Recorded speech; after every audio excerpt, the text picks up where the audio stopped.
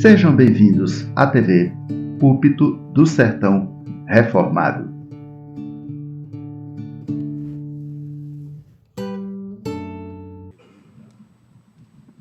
Tome os vossos assentos e abramos a Bíblia, Judas, o versículo 3. Como é bom ver o guerreiro ali, o presbítero Paulo Pacheco, que tem dado um apoio maravilhoso ali ao pastor Renato. Deus te abençoe, guerreiro, é isso aí. Mas ainda assim fica a saudade, né? A saudade porque estamos nos vendo com menos frequência, mas é por uma razão legítima. Deus te abençoe a você e a querida Fabiana. É isso aí. Judas, palavra de Deus, versículo 3. Vamos ler juntos? Amados, quando eu me empenhava para escrever-lhes a respeito, senti que era necessário corresponder-me com vocês, a lutar pela fé. Todas foi entregue aos santos. Entendeu, Leinha? Já no primeiro século, a fé estava sob ataque. No primeiro século. Querida Érica, Jade perguntou, a Érica nem foi, né, para o Dia da Família bem este ano, não. Mas nos próximos, se Deus quiser. Não é, Jade? Não é, Érica? É o nome de Cristo. E foi uma bênção, não foi, gente? Uma bênção. Domingo pela manhã iremos fazer menção e louvar a Deus pela nossa diretoria, pelo nosso Ministério de Família, Minha Casa, Casa de Deus. E olha, muita gente viajando, ainda assim, lotado.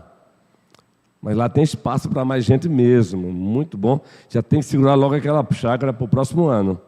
Essa é a verdade. Muito bom, muito agradável. Já no primeiro século, Jairo, a fé estava sob ataque. Não é diferente hoje. Ela continua sob ataque, gente. Ela continua. Já dissemos aqui que a tradição bíblica reformada, ela surgiu em virtude disso. No século XVI, a fé bíblica, que hoje apelidamos de reformada, ela estava marginalizada.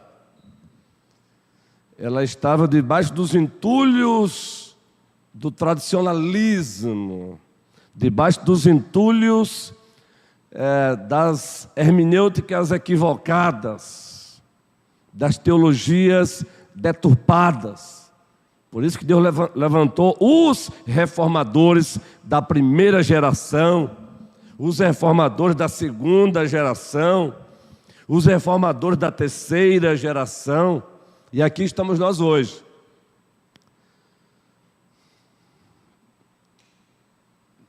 Talvez aí 15ª geração, não é? Não sei, mas aqui estamos. Nos mesmos passos de Martinho Lutero, nos mesmos passos de Zwinglio, Henrique Bulling, na mesma trilha de Calvino, de Farel, Calvino, de Teodoro Beza, nas mesmas pegadas dos puritanos na Inglaterra. Sim, boa, guerreiro, antes, John Knox da Escócia, o pai do presbiterianismo. Aqui estamos, como herdeiros da fé reformada. Já dissemos que ela teve uma origem, ela teve as suas causas, o seu desenvolvimento e a sua consolidação. Desenvolvimento, consolidação e expansão. Por isso que a fé reformada hoje existe no Brasil. E há 8 dias adentramos nos princípios, lembram? Os princípios de uma igreja bíblica e reformada. Os princípios do DNA de uma igreja reformada. O primeiro, já citamos aqui há 8 dias, uma expressão em latim, sola scriptura. Somente A Escritura é a nossa autoridade máxima. Nós não estamos dizendo que a Escritura é a única autoridade. Estamos dizendo que ela é a autoridade máxima. Pois a própria Escritura, ela fala de outras autoridades.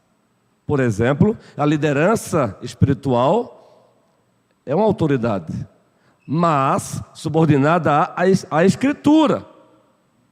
A igreja é uma autoridade subordinada à Escritura.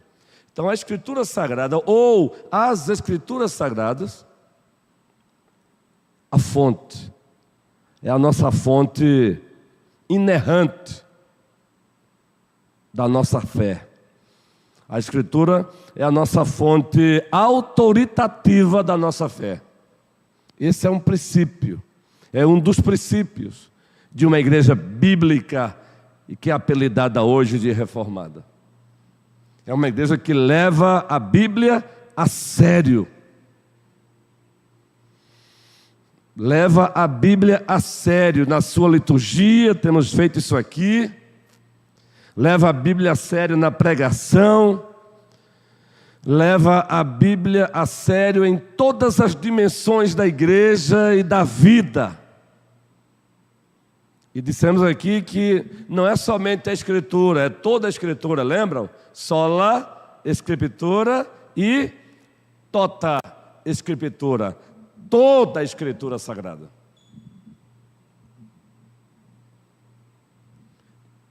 E o segundo princípio é simples. Vocês conhecem também. Sola fide. Fide, somente pela fé. Enquanto que a Escritura é a fonte autoritativa da nossa fé, a fé é o meio. É o meio pelo qual recebemos o que Deus nos dá. O que é que diz Efésios 2:8? Vamos ler? A carta de Deus aos Efésios, capítulo 2, versículo 8. Texto clássico quando o assunto é a fé. A fé, definição do escritor aos Hebreus, é a certeza das coisas que se esperam e a convicção de fatos que se não veem. E aí Paulo, escrevendo à igreja que estava em Éfeso e a nós hoje, ele disse: porque pela graça sois mediante... A fé é o meio através do qual recebemos o que Deus nos dá. Recebemos a salvação, recebemos as bênçãos do pacto. A fé, na linguagem dos nossos pais reformados, é a mão vazia que recebe os presentes redentivos de Deus. Mas até essa fé quem dá é Deus, mas ela é o meio. A Escritura é a fonte, a fé é o meio. Hebreus capítulo 11, o autor disse: sem fé é impossível agradar a Deus. Não é fé na fé. E aqui vamos usar uma expressão, não se choque com ela, é uma linguagem mesmo que é usada em teologia. É uma fé na pessoa certa. O objeto da nossa fé, essa é a expressão que alguns se chocam, é Deus. Claro que Deus não é um objeto. É apenas para que a gente entenda. Não é fé na fé, é fé em Deus.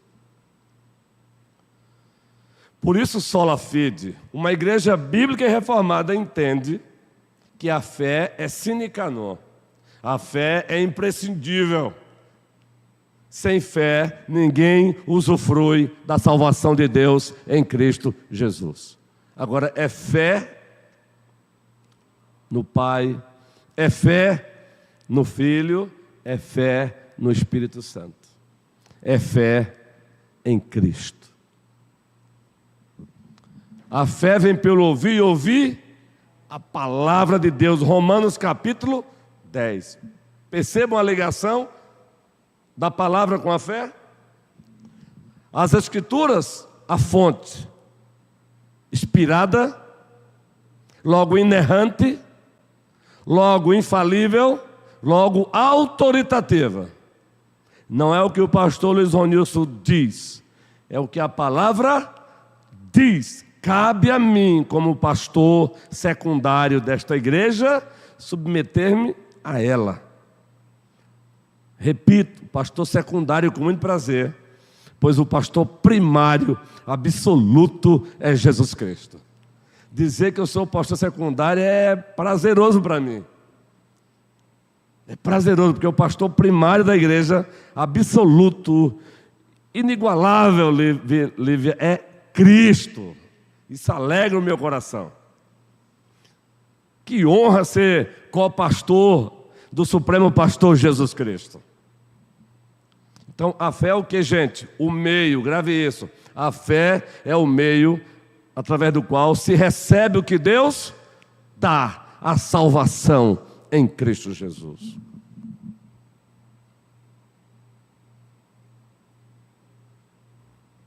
Dois princípios, não é? Sola Escritura, somente a Escritura, é a nossa autoridade máxima. E sola fide, o meio através do qual recebemos. Entendeu, Érico, direitinho aí? Beleza? Pois é. Entendeu, Samara? Fé. Vamos ver nos evangelhos, Priscila, com frequência o Senhor fazendo menção à fé. Mulher, a tua fé te salvou.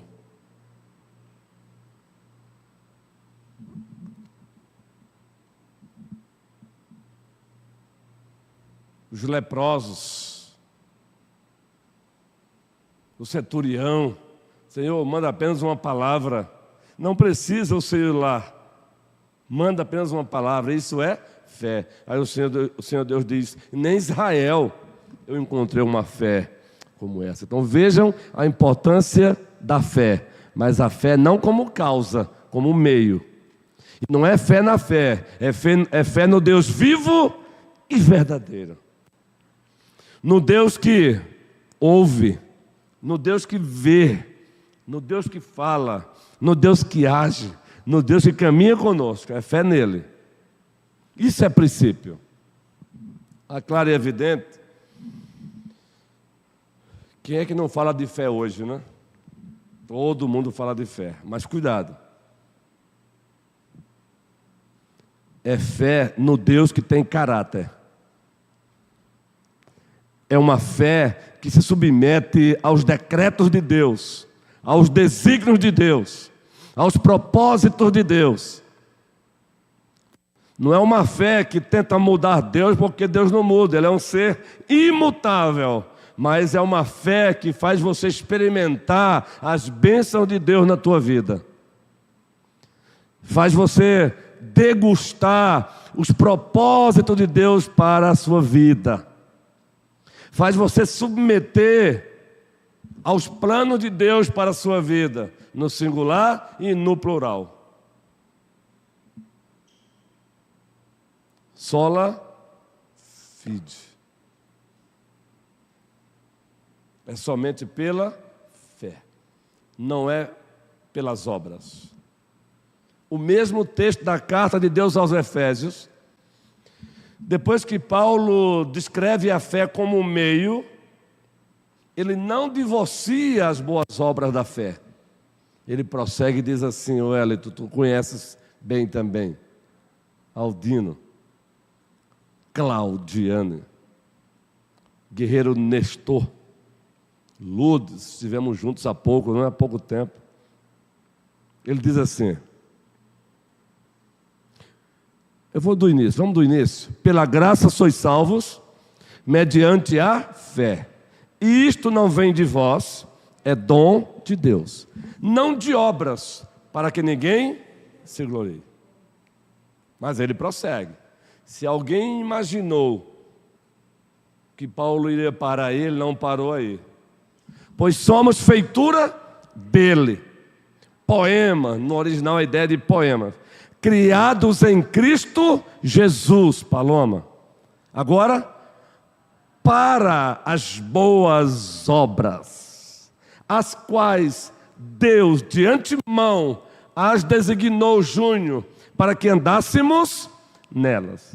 Por isso, em Tiago, vamos encontrá-lo, muito especialmente no capítulo 2, dizendo que a fé sem obras é morta. E nós, de tradição reformada, temos uma tendênciazinha de demonizar as obras, de marginalizar as obras, de desprestigiar as obras, quando Deus usa Tiago para dizer que as boas obras são importantes, mas não como causa, e sim como evidência, como efeito, como prova de que sua fé é verdadeira. Por isso, sem fé, a fé sem obras é morta. O que ele está dizendo é, uma fé, se alguém diz ter fé em Deus, o Pai, o Filho e o Espírito Santo, e essa fé não o empurra para a prática das boas obras, essa fé é uma fé morta. Ela não é uma fé viva. Elaine, nossa querida presidente da SAF, Sociedade Auxiliadora Feminina. Pois é. Entenderam, queridos? Nós temos uma tendência. Vocês sabiam que até livros foram escritos para resolver essa polêmica entre os próprios reformados? Porque quando ousam falar da fé, e aí descreve muito bem a fé, mas acabam tentando divorciá-la das boas obras. Não separemos o que Deus uniu, a fé e a prática das boas obras. Beleza? Então, o primeiro princípio, sola Escritura, somente a Escritura. Agora, preste bem atenção em nome de Cristo, é a Escritura e não as minhas preferências. Eu vou sempre bater nessa tecla. Muitas vezes eu pego as minhas preferências, lembra? E quero dar o nome de Escritura, aí quero forçar que o outro faça a mesma coisa e digo, mas é a Escritura, não tem nada a ver. Não, eu não devo pegar as minhas preferências e vesti-las de Escritura. Eu posso até continuar com as minhas preferências, mas não ouse chamá-las de Escritura. É sola fide, somente a fé. Mas repito, uma fé que desemboca na prática das boas obras. Terceiro princípio de uma igreja bíblica e reformada. É simples, todos já sabemos, outros estão tomando ciência e conhecimento agora. Sola gratia, somente a graça. É uma expressão em latim. Vejam, a Escritura é a fonte, a fé é o meio e a graça é a causa. Perceberam a diferença agora? A Escritura é a fonte da nossa fé, é a fonte de autoridade da nossa fé. A fé é o meio e a graça a causa da nossa salvação. Voltando para a carta aos Efésios, pela graça sois salvos. Causa, o meio, mediante a fé. Beleza, gente? É muito importante, às vezes fazemos uma confusão involuntariamente. Não, a causa da nossa salvação não é a fé. A causa é a graça. A fé é o meio. A fonte, a Escritura. Por isso que esses princípios são caros para toda a igreja do Senhor, e muito especialmente para as igrejas reformadas. Agora, quando o assunto é a graça, a nossa tendência também é deturpá-la.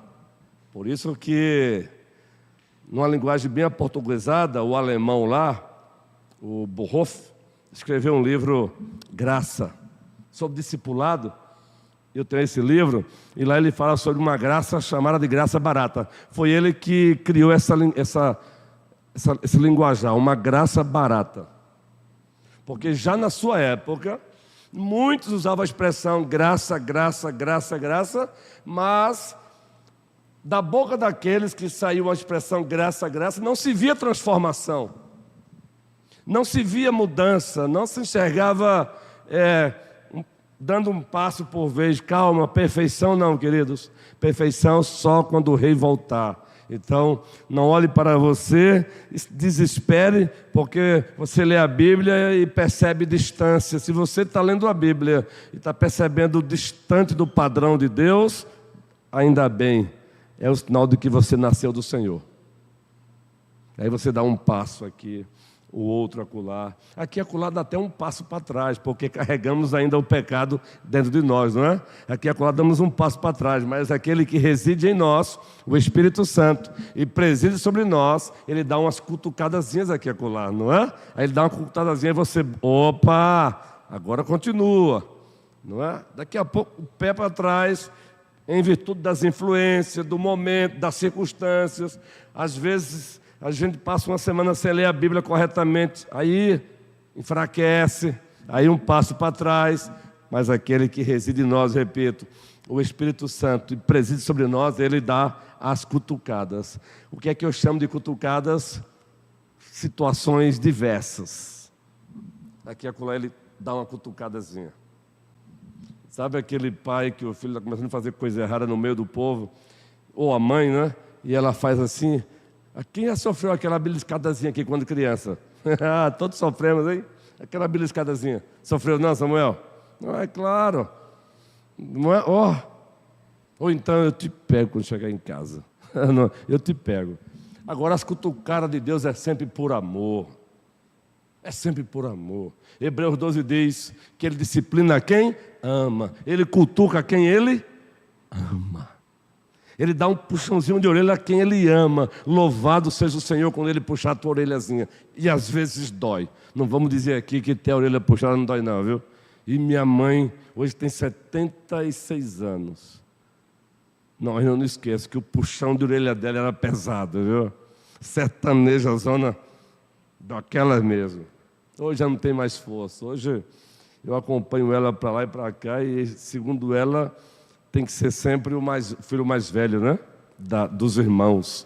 E além de ser pastor, então, sou eu que levo para tirar o dinheirinho dela, sou eu que levo para lá, sou eu que levo.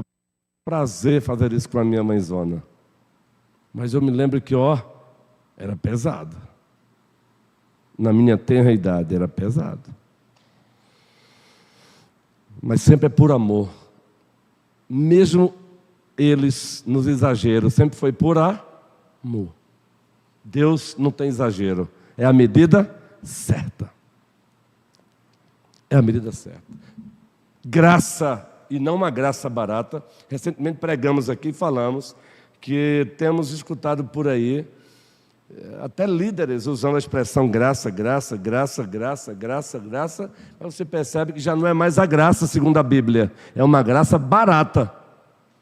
É uma expressão para legitimar, ou pelo menos tentar colocar um pá de cal na vida que eles estão vivendo. Uma vida sem compromisso com Deus, sem compromisso com a palavra, sem compromisso com a igreja, sem compromisso com a obra. Mas para acalmar suas consciências, eu estou pela graça.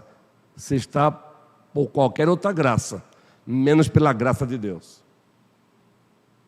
Porque a graça de Deus não te deixa no pecado. Ela jamais vai te deixar no descompromisso.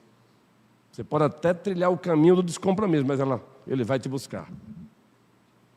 Lembra do profeta Jonas? Jonas vá para Nínive e Jonas foi para Tarsis. Ainda desceu no navio, a galera do navio, e ainda tirou um belo de um cochilo. Tadinho. Ele só se esqueceu do que ele já sabia.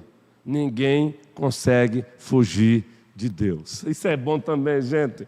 Aqui acolá tentamos fugir dele, e ainda bem que ele não perde a gente de vista. Ai, como isso é consolador, gente. Aqui acolá tentamos fugir dele, mas ele não perde a gente de vista. Você pensa que Opa, eu despistei Deus. Ninguém consegue despistar o Senhor. E isso é bom. Eu vibro com isso. Eu posso ter, depois de um dia... Bem, o ministério pastoral é exaustivo frequentemente. Eu iria dizer que de terça para cá foi um pouco mais. Pois dia de lazer para a igreja não é dia de lazer para o pastor. E eu falo isso com muito prazer. O dia da família é o dia de muitos gabinetes pastorais. E louvado seja o Senhor por isso. Eu já tenho consciência disso. E hoje fomos dar assistência também, bem, terça, quarta, e hoje fomos dar assistência também ao prefeito Jorge, a Magali e a toda a família, na medida do possível. Estão ainda sentindo a dor da partida hoje. A sobrinha de Magali, com seus 40 anos, não é isso, Nestor? 42 aninhos, simplesmente dormiu e não acordou. A vida é por um? Novíssima, gente. Uma mulher com 50 anos é nova, uma mulher com 60 anos é nova hoje. A qualidade de vida em alguns aspectos melhorou. Tem mulheres aí com 65 anos, com 70 anos, que você não diz que elas têm 70 anos. Então, uma mulher com 40 anos, ela é uma garota.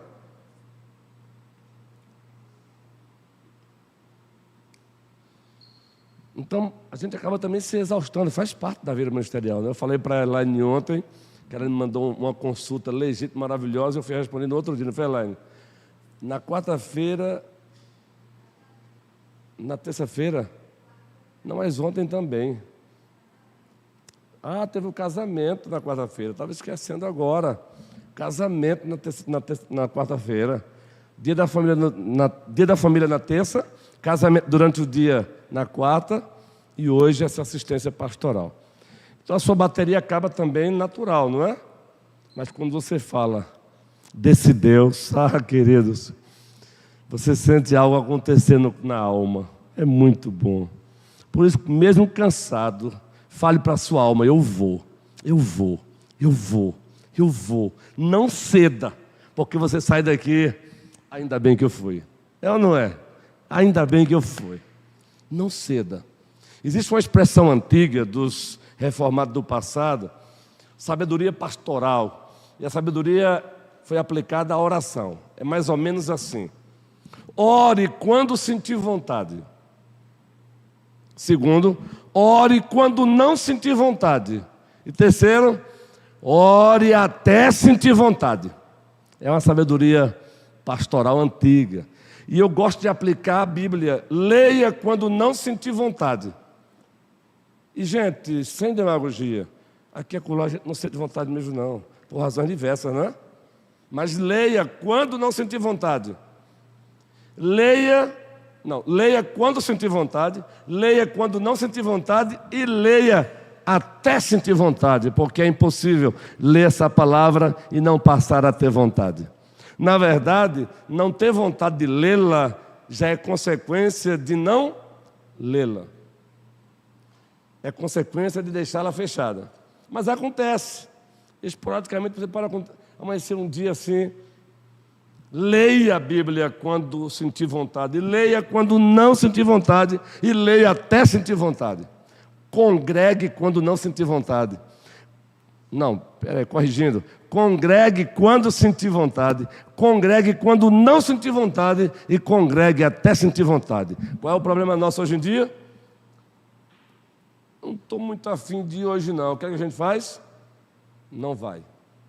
Aí, meu amigo, não faça isso. Não faça.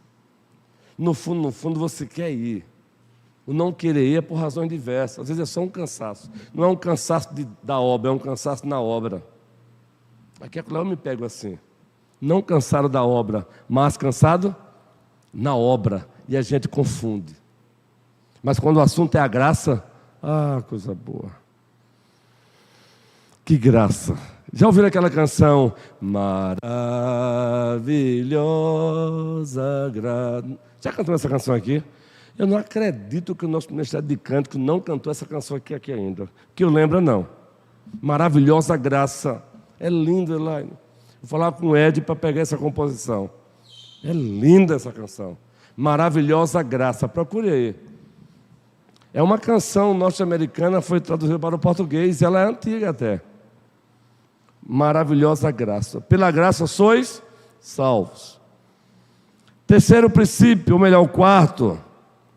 Solos Christus. Somente Cristo. A Bíblia é a fonte, a fé é o meio, a graça é a causa e Cristo o fundamento, o alicerce sobre o qual você está. Ele é a base, Ele é o fundamento, pelo que Ele é e pelo que Ele fez. Lembram as dimensões da cruz do Rei? Pois é. Por ser plenamente homem, plenamente Deus numa só pessoa, só Ele poderia nos substituir no Calvário. E Ele nos substituiu penalmente. Isaías 53, Ele tomou sobre si as nossas dores, enfermidades, a culpa do pecado. A dimensão jurídica celestial. Queridos, uma troca jurídica para deixar qualquer um louco. Uma coisa é assumir, já é complicado, já é para admirar se ele assumisse o pecado de uma pessoa só, mas ele assumiu a culpa dos pecados de uma multidão, gente. Dimensão jurídica celestial, de uma multidão, queridos, nós não conseguimos mensurar. Quando ele diz lá no Calvário, citando o Salmo 110, Eli, lama sabachthani, Deus meu, por que me desamparaste? Gente, ali é a segunda pessoa da Santíssima Trindade, agora plenamente homem, plenamente Deus, gritando, Deus meu, por que me desamparaste? Queridos, ele está bebendo o inferno que era para você. Não tem teologia que consiga exaustar, Breno. A gente só descreve o presbítero Rogério, mas a gente presume que sabe, né, guerreira? Queridos, não tem dicionário no português que consiga descrever a dor que ele estava sentindo ali. Os pregos, queridos. Porque se fosse só os pregos, tantos outros haviam sentido as dores dos pregos. Ora, era uma execução penal para os piores criminosos debaixo do Império Romano. Queridos, os pregos geraram dores, mas apontavam para a dor maior. Ele estava ali bebendo o cálice da ira de Deus, que era para nós. E por aí vai. Ele é a base. Ele é o alicerce da igreja. Ele é a pedra angular, não sou eu, é Ele. Aliás, como é bom pastorear a igreja com a ciência e a consciência de que Ele é o fundamento da igreja. Ele é a base. Justificados, pois, mediante a fé, tendes paz com Deus. Justificados como assim?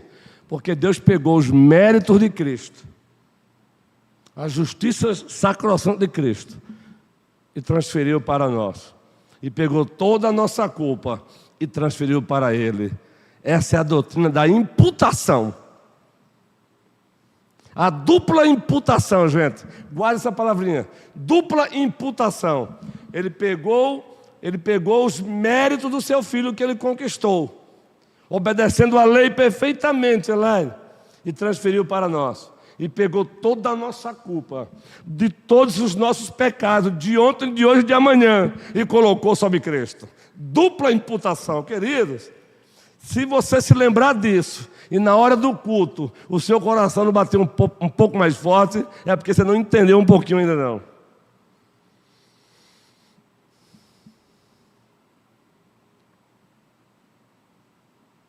Eu sou grato por tudo que tenho, o tesouro maior deste mundo uma herança eterna. Tributo a Jeová. Procure aí no Spotify ou YouTube. Tributo a Jeová de Ademar de Campos. Não é isso mesmo? De Ademar de Campos. Já colocaram ali, ó. Esse Lucas é fenomenal.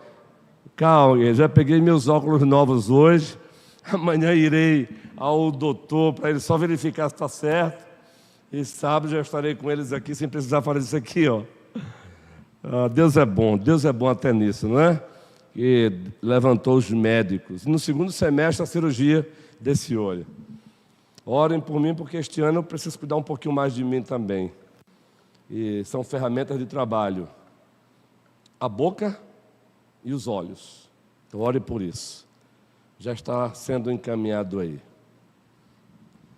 Cristo é o fundamento, é Ele, entende agora? É Ele, é somente Ele. Daí a canção, é Ele, por Ele que eu estou gastando a minha vida. Cadê a Leinha, hein? Está ensaiando, não é? Perdendo tudo,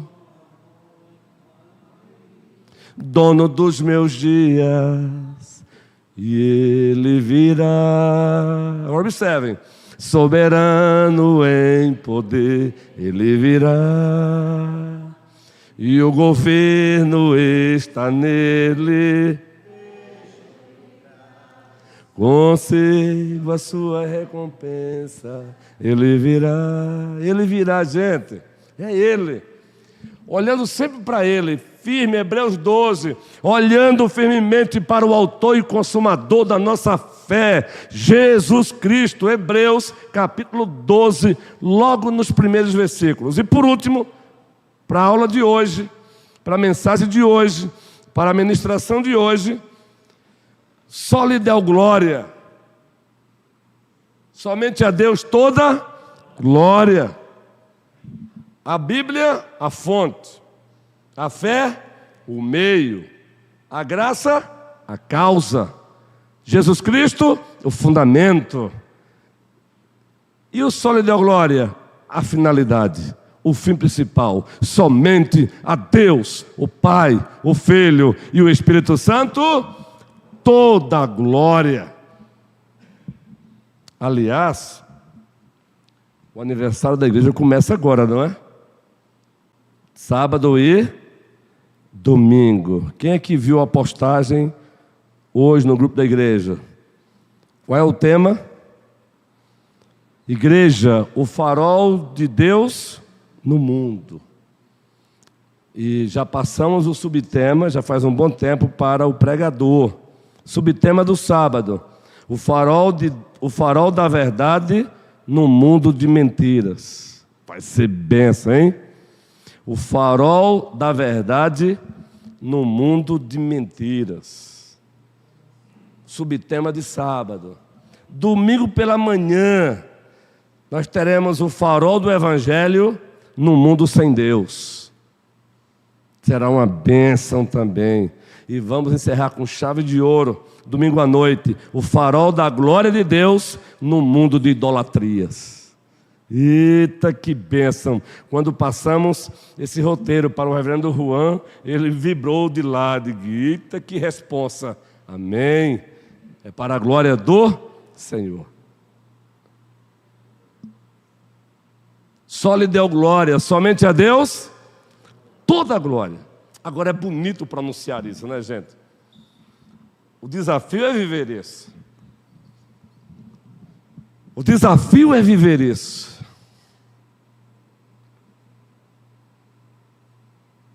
Porque vocês sabem quem mais tenta usurpar a glória de Deus? Eu vou contar até 10 para ver se alguém acerta.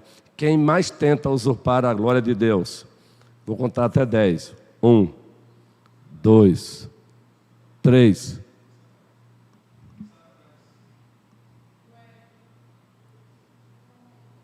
Não está errado não, guerreirão. Mas, por conta da queda, quem falou aí, Claudiane? O ego, nós mesmos. Somos nós quem mais tentamos usurpar a glória de Deus, guerreirão. Claro, porque bebemos a voz de Satanás. Entendeu como não está errada a sua afirmação? Nós mesmos. Nós somos tentados diariamente a sermos nós mesmos os nossos próprios deuses. Você quer ver onde acontece? Para encerrar por hoje, para não exaustar você, para que você continue vindo às quintas-feiras também, guarde essas duas perguntas aí. E você vai perceber se não é. O que você está disposto a fazer para ter o que você quer? O que você está disposto a fazer para obter o que você quer? A resposta a isso vai dizer se você já tem um ídolo no coração ou não. Para obter o que eu quero, eu estou disposto a virar as costas para Deus. Eu estou disposto a fazer de conta que eu não sei o que Ele manda de fazer. Já é idolatria. Está aqui, ó. Idolatria do coração. Ou seja, o ego. Por isso que Tim Keller escreveu o livro Ego Transformado. Tim Keller já está com o Senhor. O outro livro de um outro pastor, Viciados em Si Mesmos. Sabe por que os nossos desencontros? Não, a primeira e a segunda pergunta. A segunda. A primeira, o que eu estou disposto a fazer para obter o que eu quero? Eu estou disposto a quebrar os princípios, os valores do reino para obter o que eu quero? Até porque eu já tenho um ídolo aqui no coração. Isso que eu quero já é um ídolo. Segunda pergunta. Quando eu não consigo o que eu quero, como eu reajo? Quando eu não consigo o que eu quero, como eu reajo? Todos nós reagimos quando não conseguimos o que queremos. O problema não é a reação, é o nível dela, é a intenção. Dependendo da tua reação, é porque aquilo que você tanto quer e não conseguiu, já é um ídolo. Gente, aqui para nós, de coração.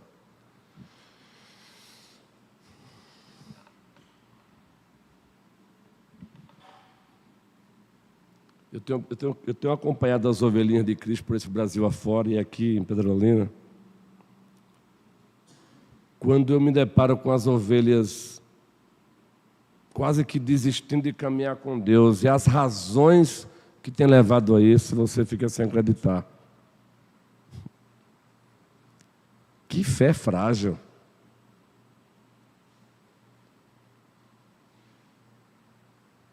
Tentando desistir de Deus, da vida, e aqui sem subestimar o problema, sabe, gente? Porque fez uma postagem no Instagram e ninguém curtiu.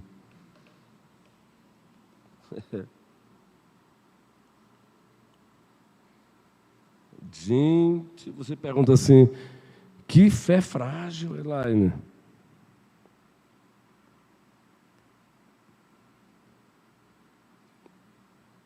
Porque meu namorado acabou comigo, meu mundo acabou. Não, gente, a dor acontece, dependendo do nível de afeto que já existe. Mas o mundo acabou porque meu namorado acabou?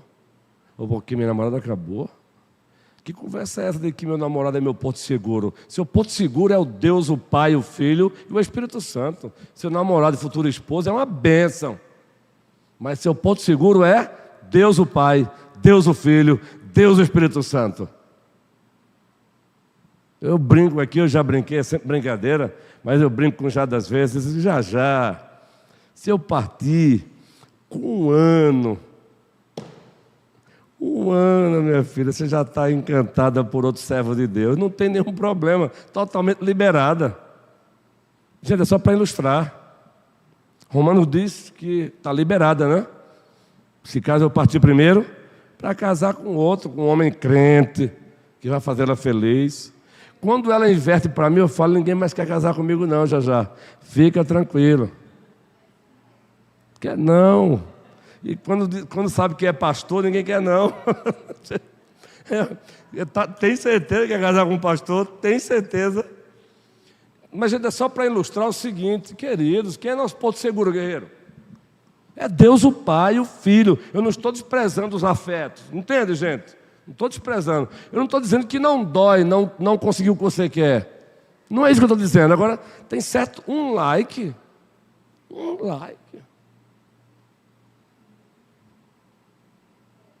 Senhor, nos ajuda.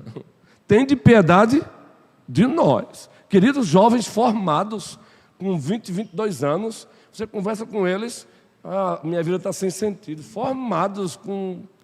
Minha vida está sem sentido, eu não acredito. E eu tenho pedido, Senhor, me ajuda a ajudá-los. Entendeu, Breno? Formados. E você conversa com eles assim, como se fossem pessoas frustradas na vida, guerreiros. Que o Senhor proteja a nossa geração. Proteja os nossos filhos. Não tem não tem, Deus não nos deu. Mas a gente acaba abraçando os filhos dos outros, vocês mesmos, não é? Que o Senhor nos guarde. Nos proteja, gente, nós mesmos, a nossa própria fé, gente. Eu me deparo com gente adulta, gente claro, gente, a unha dói, eu sei que a unha dói. Agora, peraí, justificar agora, não vou fazer mais isso, não vou fazer mais aquilo, não vou servir mais a Deus, não por quê, que é isso? São 26 anos no pastorado, gente. Razões para ter desistido do ministério, elas continuam até hoje. Mas a certeza de que foi Deus que me chamou para o ministério, cabeça erguida, pé no acelerador, até o dia que Ele quiser. E nós estamos juntos. Ele está comigo. Aliás, aqui a colher até nos testa, para ver se esse amor que eu digo ter por Ele é verdadeiro. Ele testa. Não é para Ele saber se eu tenho, é para que eu saiba, porque Ele já sabe. Ele não precisa saber. Ele sabe, mas às vezes Ele testa você mesmo, para que você mesmo saiba se precisa melhorar ou não esse amor. Que o Senhor nos abençoe, hoje e sempre. Então prossigamos juntos no sola Escritura, somente a Escritura. Prossigamos juntos no sola fide, somente a fé. Juntos no sola gratia, somente a graça. Solus Christo, somente Cristo. E sola Deo glória, somente a Deus toda glória. Esses são princípios de uma igreja bíblica e reformada.